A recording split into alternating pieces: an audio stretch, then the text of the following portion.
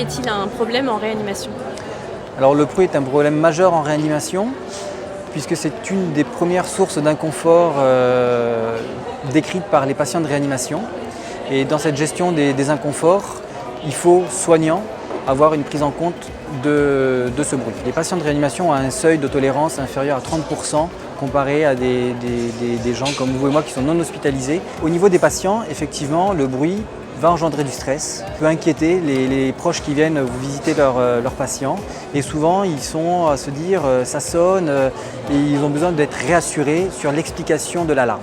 Si on apprend et on fait prendre conscience aux soignants que la part du bruit a un intérêt pour les patients, que la gestion de l'alarme est primordiale puisque c'est un critère de gravité, et bien à ce moment-là, il y a une prise de conscience des soignants qui fait que l'alarme et le bruit sont mieux gérés.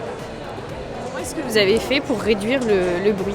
Il y a une part structurelle, puisqu'il y a eu un changement d'unité, en tout cas pour le CHU de Toulouse, où on est passé d'un service ouvert, d'un long couloir avec des chambres ouvertes, des alarmes en continu, à un service innovant et conceptualisé de manière à pouvoir avoir du bruit en jour inférieur à 45 décibels et 35 décibels la nuit. La construction des nouveaux matériaux, des chambres occlusives, l'extériorisation des alarmes que nous avons mis en place avec la totalité des machines répétées sur un moniteur et ce moniteur reproduit à l'extérieur, donc externalise le bruit, fait que dans les chambres il y a moins de bruit. Une part informative qui a été très importante et la deuxième part qui était la part formative par mon collègue Cédric Baron qui a travaillé sur l'étude avec moi-même pour pouvoir réaliser justement une cartographie sonore du service qui a permis de sensibiliser les gens à l'extériorisation des alarmes et à la gestion des alarmes, donc la compréhension de l'alarme, c'est-à-dire